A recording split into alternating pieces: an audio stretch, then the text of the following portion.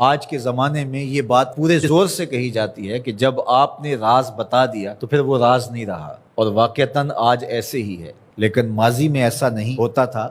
اور آج بھی جو اللہ کے بندے ہیں، جو حقیقی فلاح اور کامرانی والے لوگ ہیں، وہ آج بھی ان چیزوں کی پاسداری کرتے ہیں۔ یہ امانت ہے، اس امانت کو ضائع نہیں کرتے۔ اسی طرح آپ جو کام کرنے جا رہے ہیں، جو آپ کا ذمہ لگایا گیا، تاکہ مزدور 8 گھنٹے کی ڈیوٹی ہے تو وہ اس کے اندر کم چور بن جائے، تو وہ بھی امانت کے اندر خیانت کر رہا ہے۔ دفتری ذمہ داریاں ہیں تو وہ ان کو نہ نبھائیں، سارا دن سائلین باہر دھکے کھا رہے ہوتے ہیں اور اندر میٹنگز چل رہی ہوتی ہیں۔ آپ کو منصب دیا گیا تھا لوگوں کی ضرورتوں کو پورا کرنے کے لیے، آپ کی ذمہ داریوں میں یہ چیز شامل ہے کہ آنے والے لوگوں کی ضرورت کو پورا کریں، تو یہ امانت کے زمرے میں آتا ہے۔ ممبر و محراب یہ بھی ایک ذمہ داری ہے، اس کے جو تقاضے ہیں اس کو نبھانا پڑے گا، اور اگر نہیں نبھاتے ہیں تو آپ اس امانت کو صحیح طرح ادا نہیں کر سکتے۔ تو اس سے صرف مالی امانات ہی مراد نہیں ہے، اس سے ہر وہ چیز جو اس زمرے میں ہو اس کو شمار کیا جائے گا۔ اور یہ بات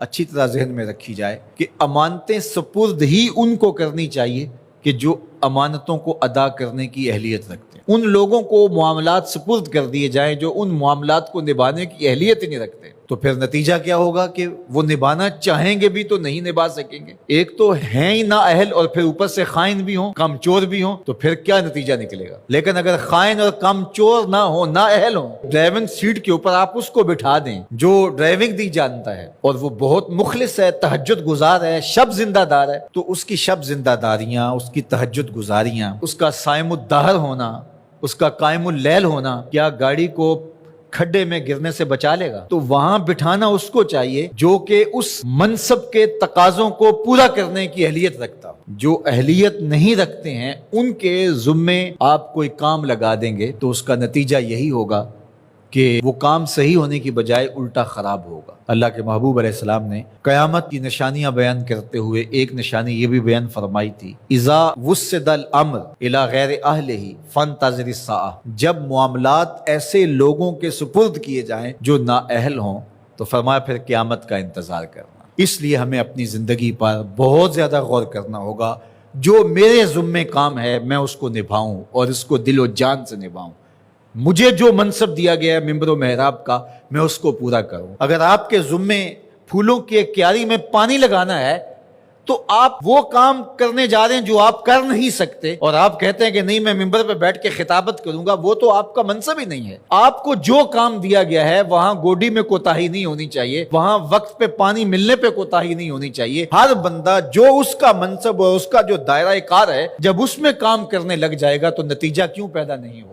یہاں مسئلہ یہ ہے کہ ہر بندہ کہتا ہے کہ میں یہ کروں گا جو وہ کر ہی نہیں سکتا ہے، اور کچھ لوگ توقع بھی لگا کے بیٹھتے ہیں اور ہم حیران ہوتے ہیں کہ یہ کس طرح ہو سکتا ہے، جو ضابطہ اس کے مطابق ہی کام ہوتے ہیں۔ تو اللہ تعالیٰ جل شانہ اس قوم کی حالت نہیں بدلتا جو اپنی حالت خود بدلنے کے لیے آمادہ نہیں ہوتی۔ آج امت مسلمہ کا مسئلہ یہ ہے کہ امت مسلمہ میں وہ صلاحیتیں جو ہونی چاہیے تھی، ایک تو مفقود ہیں، دوسرا تقسیم کار نہ ہونے کی وجہ سے آج امت لڑکتی چلی جا رہی ہے، اور آج ہم وہاں کھڑے ہیں جہاں ہمیں کھڑا نہیں ہونا چاہیے تھا۔ خدا کرے کہ اس چمن میں بہار آئے اور یہ امت پھر فروغ پائے، اور اگر ہم اپنے حصے کا کام نہیں کریں گے تو اللہ تعالیٰ جل شانہ اس دین کو کبھی مٹنے نہیں دے گا۔ یہ بات ذہن میں رکھیے گا، یہ دین غالب ہی رہے گا، یہ دین ہمارا محتاج نہیں ہے۔ اللہ ہماری جگہ کسی اور شخص کو لے آئے گا اور اس کے ذریعے سے دین کو غالب کرے گا۔ اس لیے ہم نے اپنے حصے کا کام کرنا ہے، اس کو کبھی بھی ترک نہیں کرنا ہے۔ تو بات امانت کی چلی، تو امانت صرف مال کی نہیں ہوتی۔ آپ کے پاس کوئی گٹھڑی رکھ گیا، آپ کے پاس جو ہے وہ کوئی پیسہ روپیہ رکھ دیا تو وہی امانت نہیں ہوتی۔ آپ کی صلاحیتیں بھی امانت ہیں، اور آپ کا منصب بھی امانت ہے۔ آپ پر جو لوگوں نے توقع کی، ٹرسٹ کیا، وہ بھی امانت ہے۔ اور آپ سے کسی نے گفتگو کی، گھر کی بات شیئر کی، آپ کو پیر سمجھ کے، مرشد سمجھ کے، بڑا سمجھ کے، محلے کا بڑا سمجھ کے، تو وہ بھی امانت ہے۔ تو اللہ تعالیٰ جل شانہ نے یہاں 2 چیزیں خاص طور پہ بیان فرمائی، امانت اور عہد کے اندر جو وعدہ کر دیا ہے اس کے اندر خیانت نہ کی جائے۔ یہ 2 چیزیں اگر نہیں ہیں تو پھر دین ہی نہیں ہے۔ لا دین لمن لا عہد لہ، جس کا عہد نہیں ہے اس کا دین ہی نہیں ہے، نہیں کرتے۔ اسی طرح آپ جو کام کرنے جا رہے ہیں، جو آپ کا ذمہ لگایا گیا، تاکہ مزدور 8 گھنٹے کی ڈیوٹی ہے تو وہ اس کے اندر کم چور بن جائے تو وہ بھی امانت کے اندر خیانت کر رہا ہے۔ دفتری ذمہ داریاں ہیں تو وہ ان کو نہ نبھائیں، سارا دن سائلین باہر